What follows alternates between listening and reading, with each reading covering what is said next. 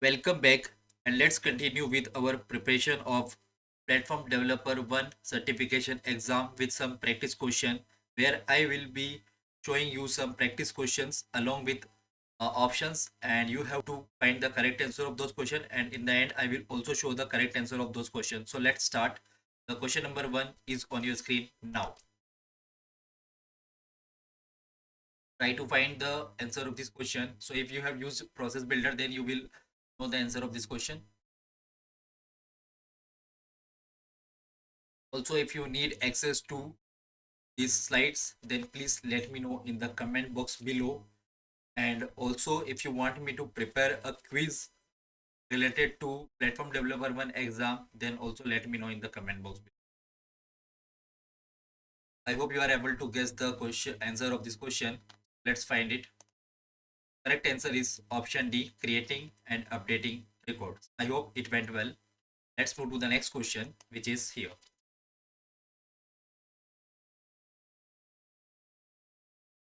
So if you have created a method using static keyword, then you will know the answer of this question.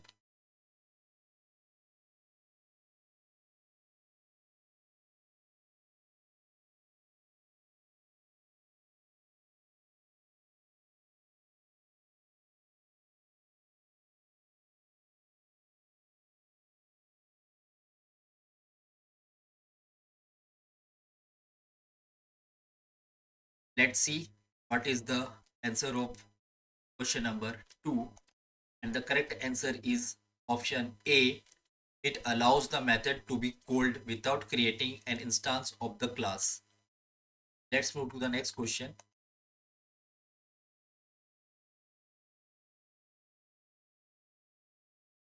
Here it is asking about switch statements in Apex. When we use switch statement, why we use.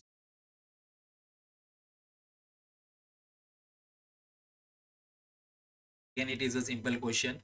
We will be covering complex question in future videos also.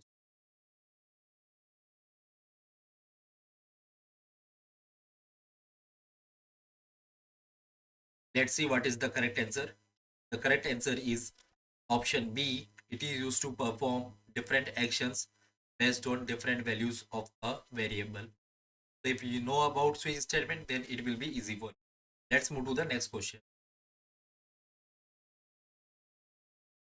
Again, here the question is related to SOSL, Salesforce Object Search Language. Try finding the answer of this question, and then I will show you the correct answer. Also, if you have done Apex coding, then it will be very easy for you to clear or crack the Platform Developer 1 certification. Instead of focusing on dumps, you should focus on doing hands-on challenges. Let's see what is the correct answer of this question, and it is an option B, searching for records across multiple objects. Let's move to the next one.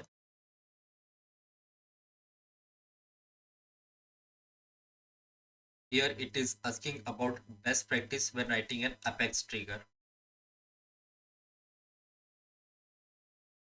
So if you have read that talent module related to Apex trigger properly, then you will be able to answer this question.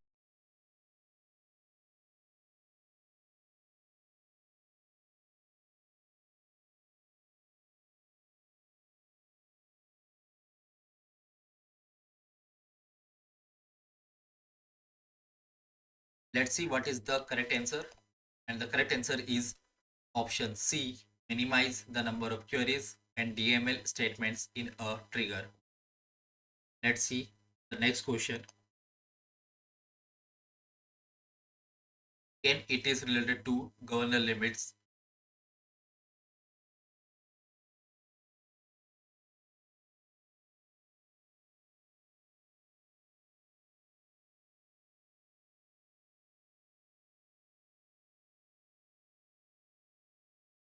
If you want to learn more about governor limits, then I will leave the link of that video in the I button.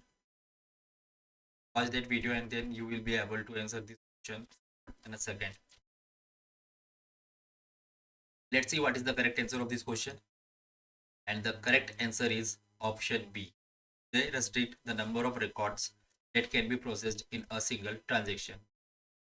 Let's move to the next question, and the question is on your screen now. Here it is asking about before insert trigger event. So if you have used it or learn about it, then you will be easily.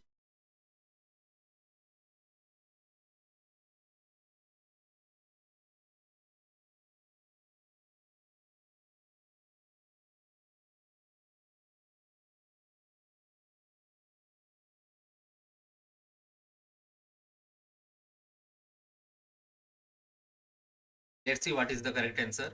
And the correct answer is option A. It is used to validate records before they are inserted. Let's move to the next question. Here it is asking about custom exception in Apex. So if you have created custom exception, then you will easily figure it out.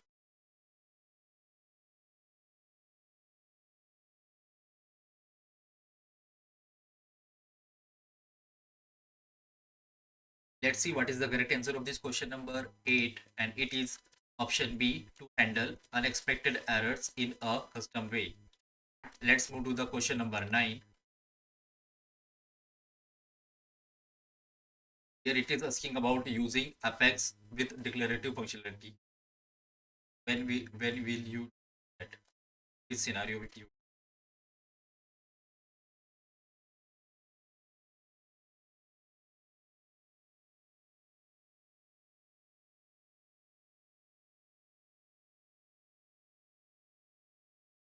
Let's see what is the correct answer. And the correct answer is option B, for complex business logic that exceeds the capabilities of declarative tools alone. I hope you are able to find this. Let's move to the next one. Here it is asking about dynamic SOQL query.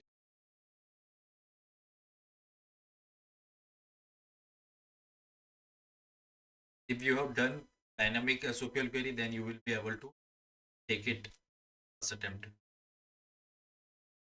Let's see what is the correct answer of this question number 10, and it is option B, and this database.query method, and if you pass the SQL query inside it.